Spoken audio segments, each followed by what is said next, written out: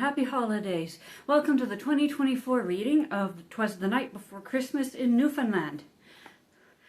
Art and story by Bob Yougen. Edited by Al Clouston.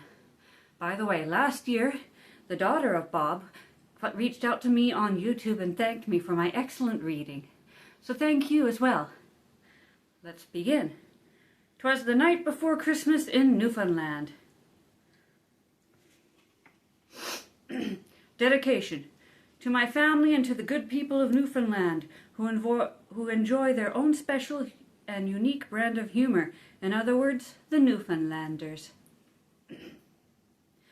'Twas the night afore Christmas down here in Newfoundland, and there was hicin' big snowdrifts a plenty on hand. With the kids all a-sleepin' upstairs in the loft, and mother in the kitchen cookin' up a big scoff.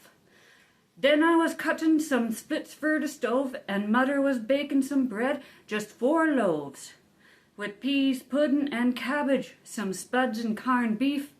Just thinking about it, sure 'twill be a fine feast.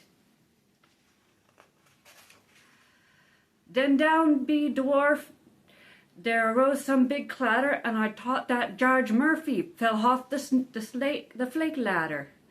I runs to the door like the clap of a bell, caught me toe in the rug, and be jumpins I fell. As I gawked in the garden and out on the bay, by the cat got me tongue, I had nothing to say. I thought to myself, screech is all right, but a little too much will muck up your sight. As me eyes came accustomed to the wind and the snow, is this what 'tis like when your mind starts to go? I thought for the minute that me noggin come loose, but there was a punt pulled by 8 hardy moose, and a fat little skipper with an oar in his hand. He was scullin' the punt from the hice to the land. Then up through the garden the punt she fair came, and I heard the red skipper call each moose by name. Now move along, Brian and George and Bill. Get up there, Mulrooney, to the top of the hill. And then he hollered to the ones in the front, now Jerry and Neil, keep pulling this punt. To the hot top of the shed, and then on to the roofs, you could tell they was up there by the sound of the oofs. Then over the loft there rose such a clatter, and I thought what might happen if them moose was much fatter. I was feared for a second the shingles might peel from the scrapin' and scratchin' of the big punt's keel.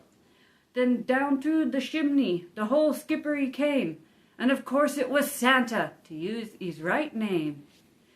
Then out in the front room a black cloud arose, the soot looked like spume from a whale when she blows.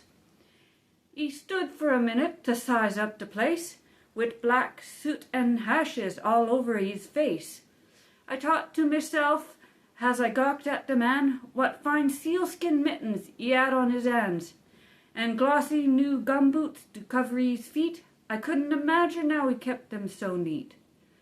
He had a sou'wester whose color was red, and this he had perched on the back of his head, with them fine red oilskins like I never saw afore, that fitted too tight and reached down to the floor. His face it was worn and weathered and wrinkled, but his sparkling blue eyes still held to their twinkle. And now as I looked I saw naught but his back, as he wrestled and juggled the gifts in his sack. Then to the mantel as he lifted the socks, apples and oranges and small toys in a box. He topped off each one for the girls and the boys, with a small back of bullseyes and small wooden toys. He looked so happy and jolly and fine as he took a great gulp of dogberry wine. He tasted the fruit cake and then figgy duff. Then he spoke to himself, this sure is fine stuff. He tied up his sack with a big granny knot, then he rested his hands on top of his pot. Now to the chimney he went with a dash, as his eyes crossed the room with a flickerin' flash. Now sure I must say that he cut a fine figure, as he slipped up the chimney like a bright squid jigger. He walked across the roof back to the front, and I feared he might slip as he got in the punt.